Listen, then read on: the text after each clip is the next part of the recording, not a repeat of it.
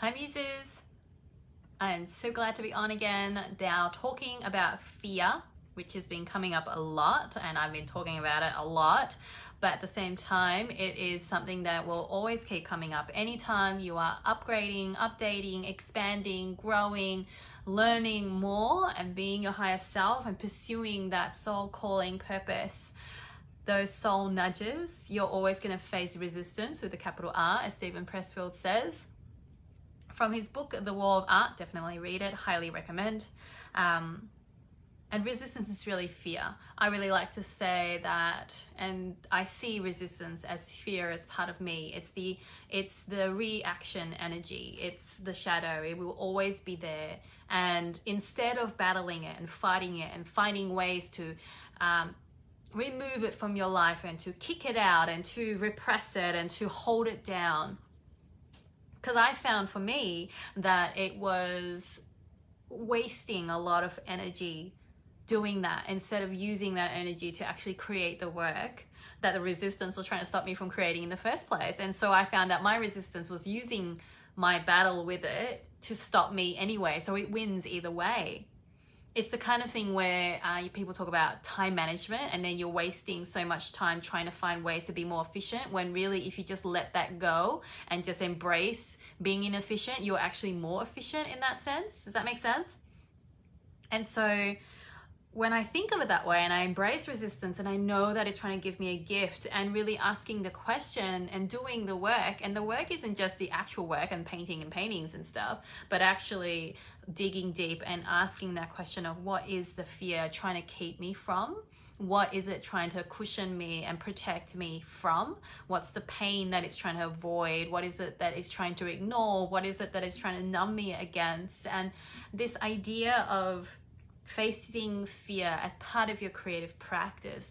And I've just been thinking about how it is very like this tension, this dance of holding faith, right? A lot of the work, especially with creativity, it's a long game, it's a marathon, it's a lifestyle. Creativity is part of your life. It's a habit, I always say. Creativity is a habit, not a skill. And it's something that you have to consciously cultivate in a way that it becomes part of your life, so then you don't have to consciously be thinking about it all the time anymore. Like, I don't have to wake up every morning going, okay, I'm going to be creative today, because it's part of who I am and part of my lifestyle. And the work that I share in my art, whether it's my painting or whether it is mentoring with me one-on-one or joining my courses, which Creativity Catalyst is currently enrolling, which I will talk more about later, or being part of my Muse Mojo membership, is really about giving you these reminders and anchors to connect to your creativity so that it can be part of your life. And being part of your life means you're doing the thing, you're expressing your creativity, you're allowing it to flow into your life,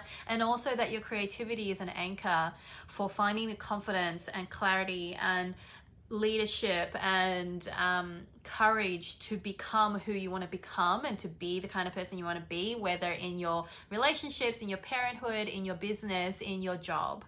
And so all of that ripples out into those other areas of your life, in your health, in your diet, in the way you show up for your clients.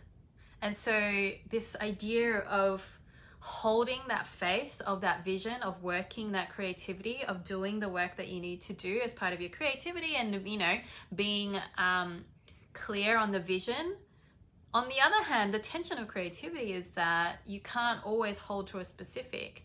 You kind of have a general idea, you get a call, you get a nudge to go in this direction, and then you might have a vision of what it might look like. And I'm thinking about these things because currently we're in the process of renovating our house, and so, you know, part of that process is to draw up plans, and we have this vision of what it is that we want and the way we want it, the work, you know, the layout to flow and all that kind of stuff. And we're working with an architect, and it was such a joy to be able to work with someone who is very good at what they do, and they're very clear about their vision and knowing how to guide along the way, and at the same time knowing that part of that creative process, having a clear vision, knowing, you know, the calling is, but the very specifics, even though we're getting to specifics now, we're like choosing windows or doors or whatever it is, there's still some unknowns. There's still like, but if this happened, it might not work. The budget might not fit. We have to talk to the structural engineer and it might not work. And same with your creative work. And I see this with my paintings. I kind of have a vision. I have a calling. I know it's this direction,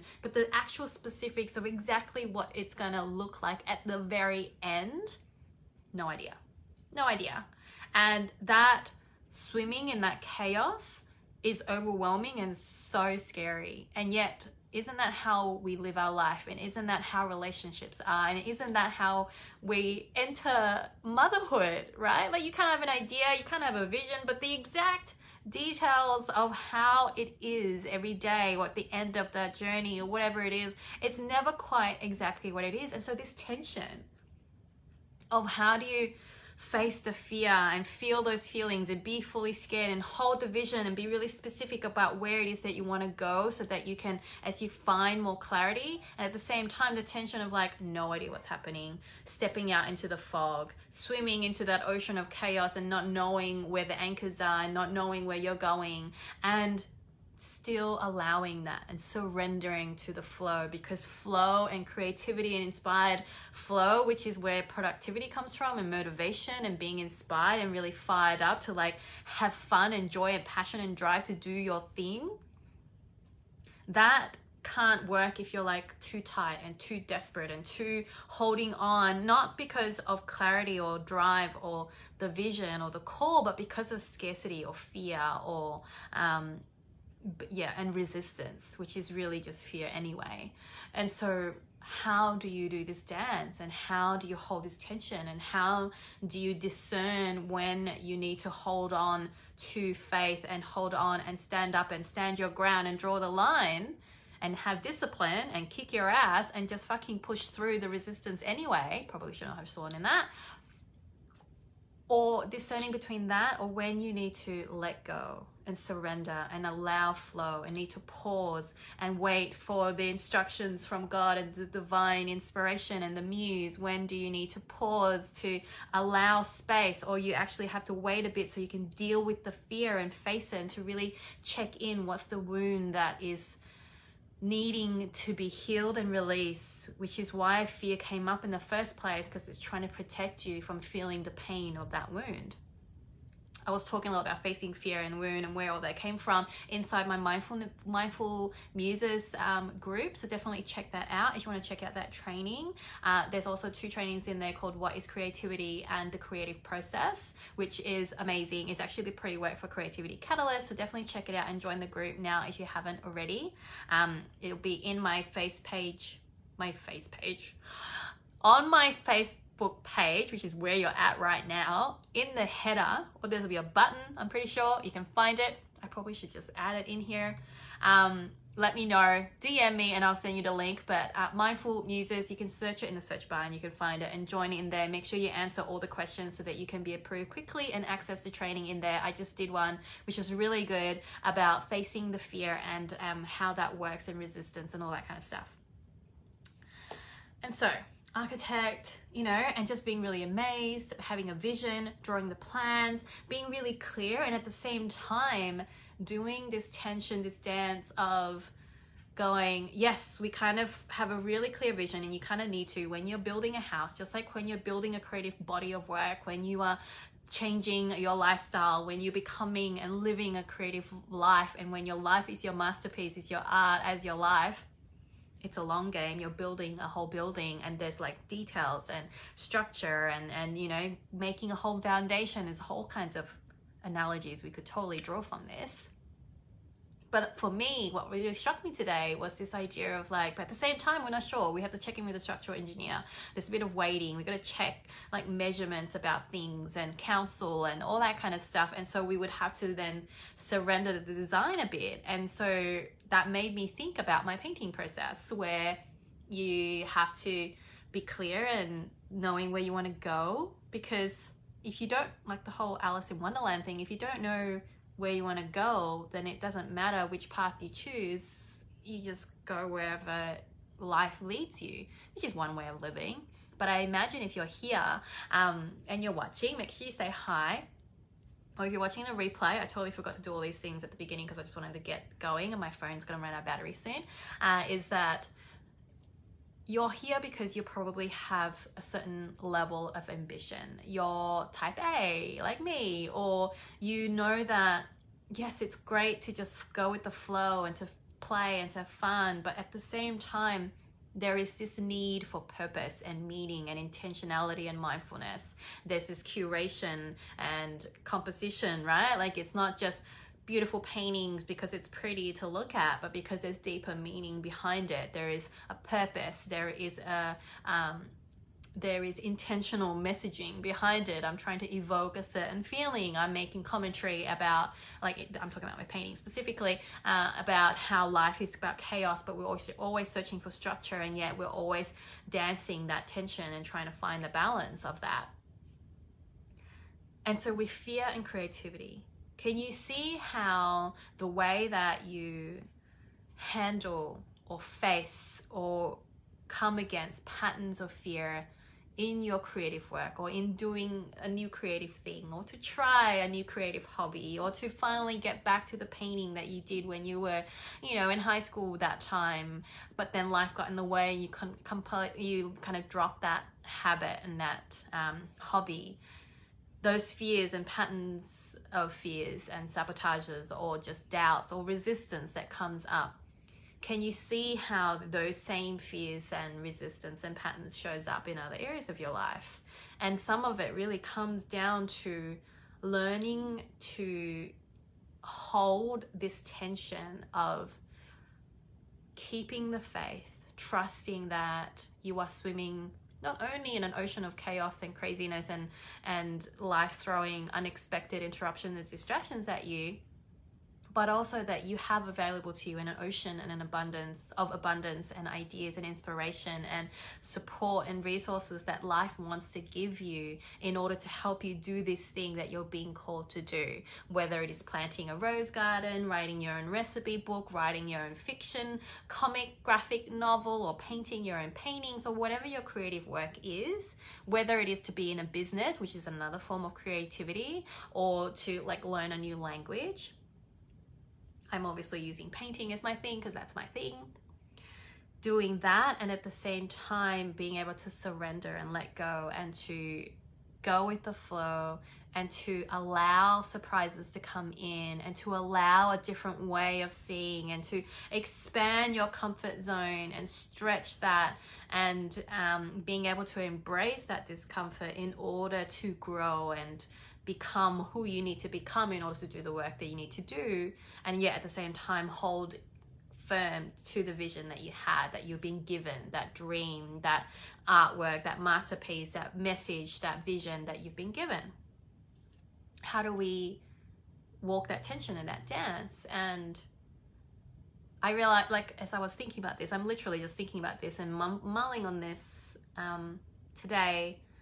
After talking a lot about fears, definitely check out that training, Inside Mindful Muses, is that this is the creative practice. That's what it means to live a creative life. That's what it means to be a muse and an artist. As an artist, as a muse, you are always walking this tension of pulling the intangible and pulling it into the tangible world. Like, it's the intangible ideas and vision and message and feeling and just that intentional essence of life and beauty and creativity and inspiration, whatever that is, ideas.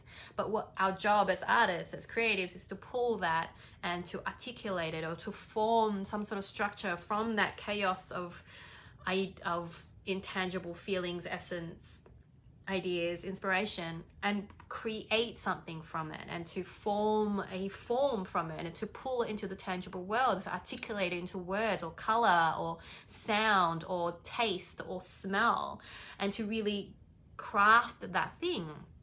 That's our job, walking that tension. And as a muse, you're not only being inspired by all these things from the divine and the spirit and from, you know, God and universe and just the beauty and rich tapestry that is life, but as a muse, you're also, well, I'm calling the muses, I'm calling not just the Greek mythology muses who just bless other people with ideas and then they create the work. I'm thinking of what I call a muse is someone who's inspired by all those things. But if you don't do anything with it, that's when you get creatively constipated, and then all those fears about how you're not good enough and you can't make the thing becomes true. You actually manifest it to be true. All those fears that you have about why you can't do the thing, you actually end up doing it because you get constipated.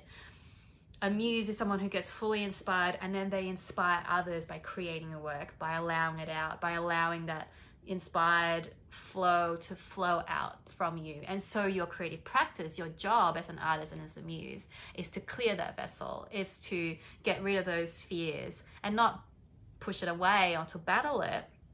As I shared in that training, in my free group, is that it's about embracing it. Our job is to feel those feelings, to dig deep and find out what the pain or the drama or the story that you're holding on to, that fear is trying to protect you from, either feeling or from proving to be true, because that you are unworthy or not enough, and really face it. And that's your job. That's part of the creative practice. And knowing what that is and doing that work, my creative practice is as much doing that fear work as it is painting a painting, as it is going to art galleries and seeing the master's work and being inspired by nature walks or by the way my daughter mixes color.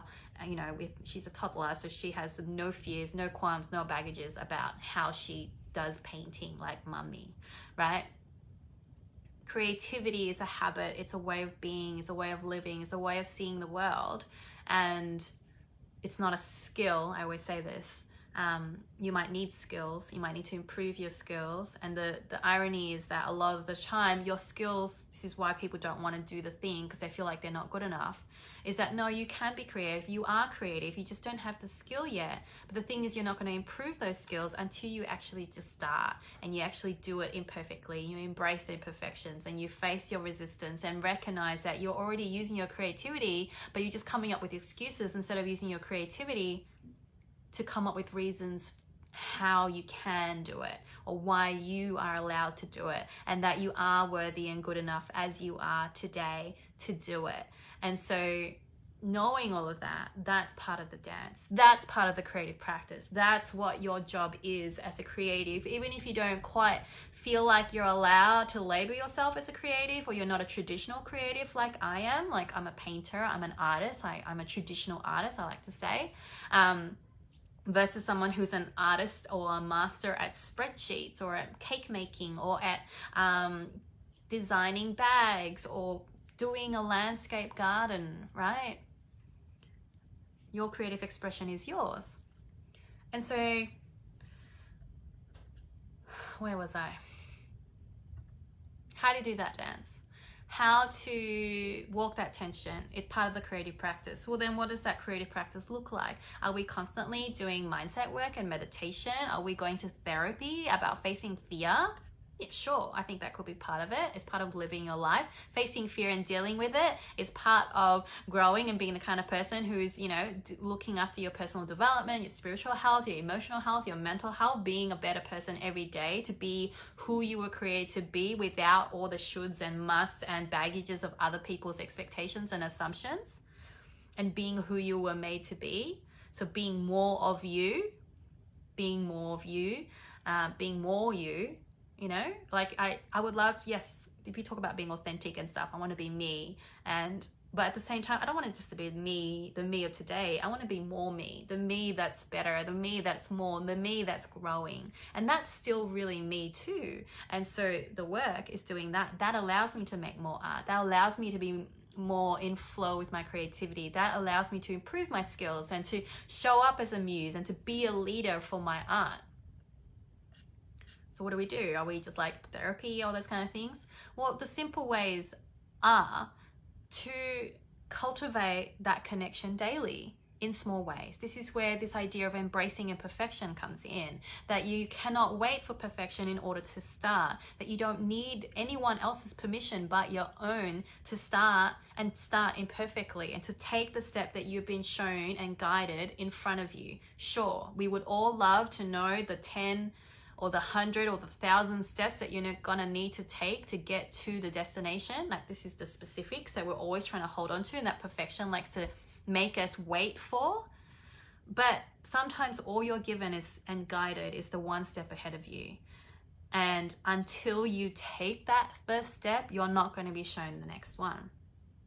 So that daily connection, and just like a relationship, you need to cultivate that. You need to be conscious of that. You need to connect daily and learn what each other's voices are, meaning yours, your inner voice, your higher self, your muse, your inspiration, and this project or calling or artwork that you're being asked to make. That daily connection, embracing imperfection and giving yourself that permission and doing the work of facing the fear. And really, if you want to like hack it and shortcut it and make it a lot faster, connecting to a community that immerses you in this environment and idea of being creative. So whether you join my Mindful Muses group, or ideally, my daughter's coming back, Creativity Catalyst is open for enrollment. That's what it was created for. I'm really excited to be doing a live round of this. It's going to be 4 new live trainings.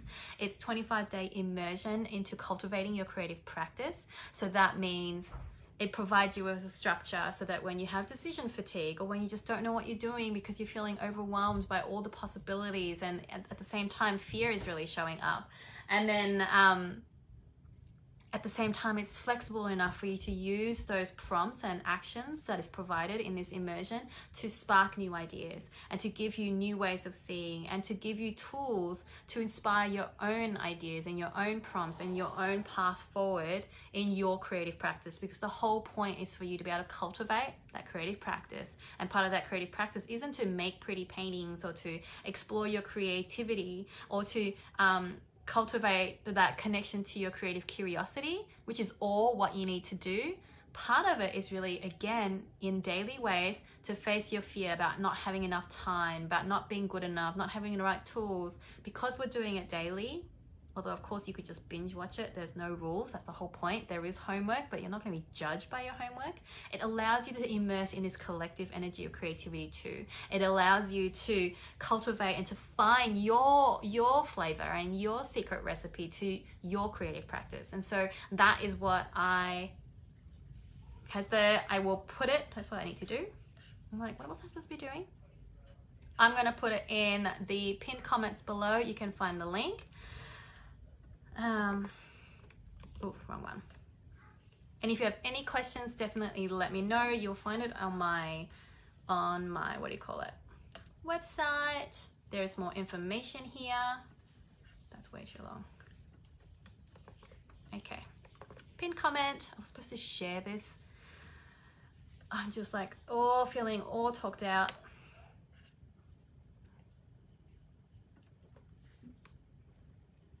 So let me know in the comments, even if especially if you're watching the replay, because I totally feel you. I'm one of those people that just watches replays because children at home, right? How do you weave it and juggle it with all life stuff?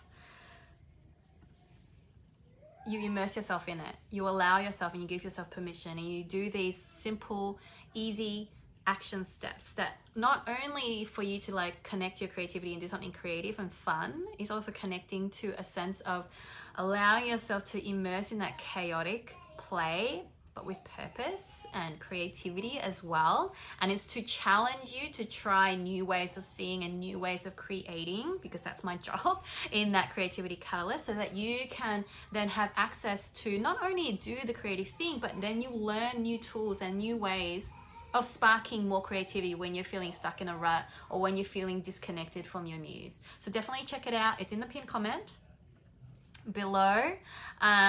Join the Mindful Muses so that you can access the pre-work that's already in there, which is what is creativity and the creative process. Knowing all that stuff is going to really help you to do Creativity Catalyst as we do the live round. We start Monday. There is a VIP option as well, so definitely message me if you like the link for the VIP option. That just gives you a chance to be able to work with me one-on-one and have me in your pocket during the live round, because that is always a lot more, what do you call it?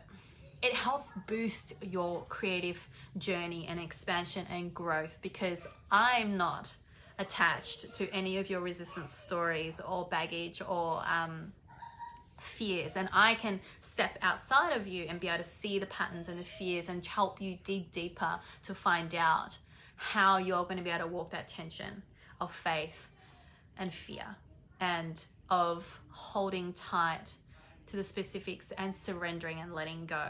So definitely let me know about that. I'm going to share this to one more place before I go.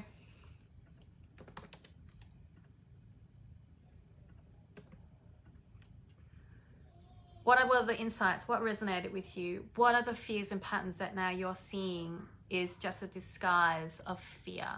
I would love if you were happy to share it. Definitely share it in the comments below, or you can start that conversation more. We go into more of those kind of conversations inside my Mindful Muses group. It is free. Definitely just answer all the questions in order to be approved, to be let into the group ASAP, because there's been a lot of spam things, and so answering the questions allows me to know that you're not just a spammer bot. I've had to kick someone out who was just not right, and so definitely answer those questions so that I can let you in as quickly as possible. Otherwise, I will see you next time for the next train and facing the fear, and it's hard and uncomfortable and painful, but yet on the other side of that is the masterpiece that is your life, that you're being called to create, and that your desire and nudge to be that creative and muse is there for you, and it's just on the other side of fear. It's totally a cliche, but it's actually true in practice too. All right, guys, I will see you guys next time. Bye.